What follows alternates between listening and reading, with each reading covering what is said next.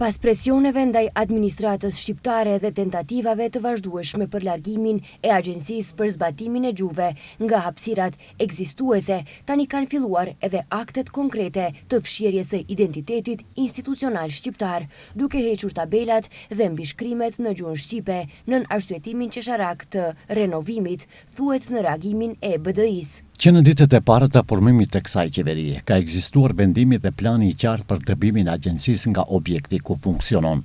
Sot po shihet qartë se ky ka qenë një projekt politik i koordinuar për dobësimin dhe marginalizimin e zbatimit të gjuhës shqipe. Më skandaloze është fakti se institucionet që duhet ta mbrojnë gjuhën shqipe drejtohen nga kuadro të Vlenit, ndërsa ata nuk guxojnë të thonë asnjë fjalë përballë Stojkovicit, asnjë reagim, asnjë kundërshtim, as pak dinjitet institucional. I pyesin publikisht drejtuesit e Vlenit, deri kur do të heshni ndërsa hiqen mbishkrimet shqipe nga institucionet shtetërore. A jeni në qeveri për të mbrojtur shqiptarët apo vetëm për të ruajtur kultukët tuaj?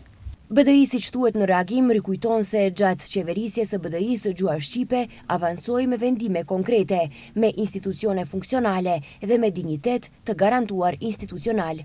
Sot shqiptarët po shohin kthim prapa, poshtërim dhe tentativa të hapura për të larguar gjuhën shqipe nga institucionet shtetërore, thuhet në reagimin e BDI-s.